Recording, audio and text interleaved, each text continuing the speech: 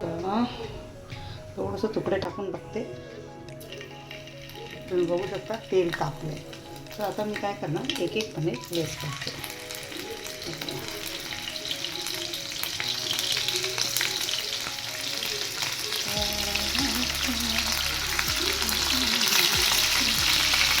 हळू करायचं.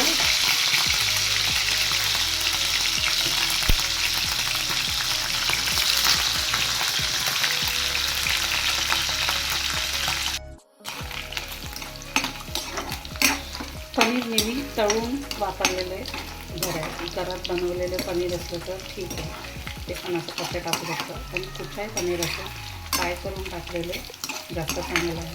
फक्त पनीर काय काय लोकांना डायजेशनमध्ये प्रॉब्लेम होतो, त्यामुळे ऑलवेज बेटर क्यूब्स करून त्याला व्यवस्थित तळून मग भाजीमध्ये टाकलं तर चांगलं. आता तुम्ही बघू शकता हळूहळू सगळं एक एक पनीर फ्राय होत आलं. मग फ्राय करून झाल्यावर याला काढून ठेवणार आहे एकदम.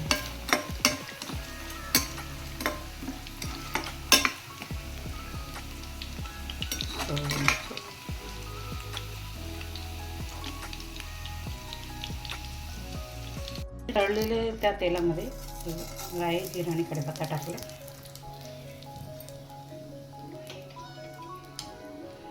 थोडंसं सॉटिंग होऊ द्या त्याचं.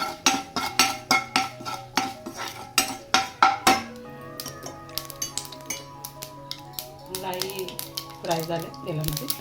आता आपण ऑलरेडी बारीक केलेले कांदा सगळं ॲड केलं.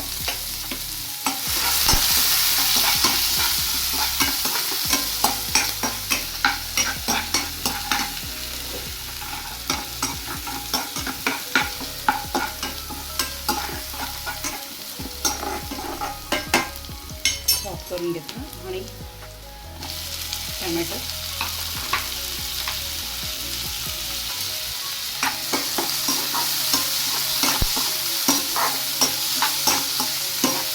पण चांगला सॉस करून घ्यायचं. आणि या तेलामध्ये आता सगळा मसाला आपण ॲड करून घेणार आहे. हळद, 1 चमचा गरम मसाला, काश्मीरी चिली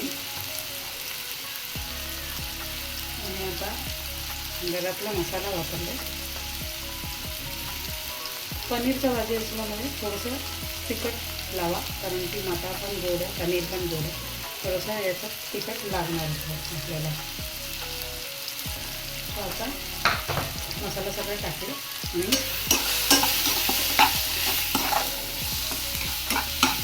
वॉश करून घ्यायचं.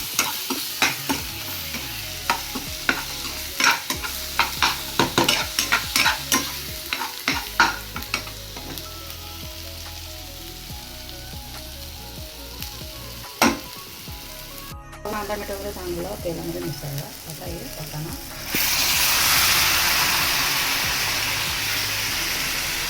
ॲड केला.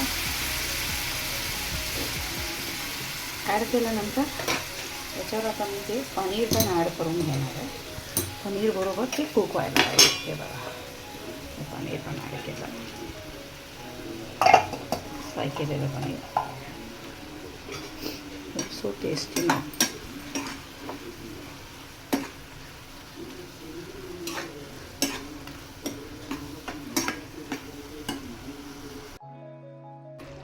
चवीनुसार मीठ टाकते.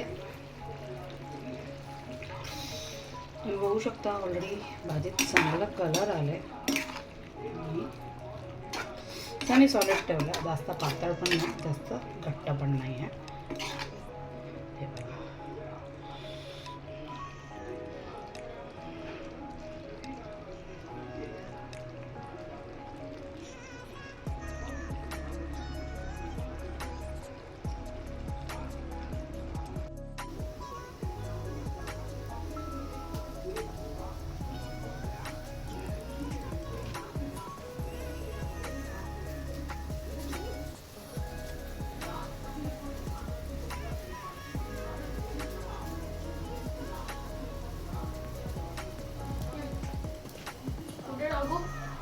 धुवून घेते.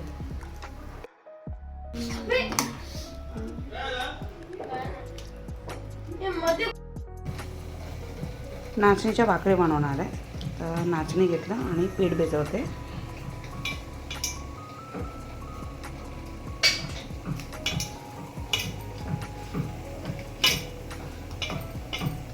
थोडं थोडं पाणी घालून पीठ भिजवून घेते.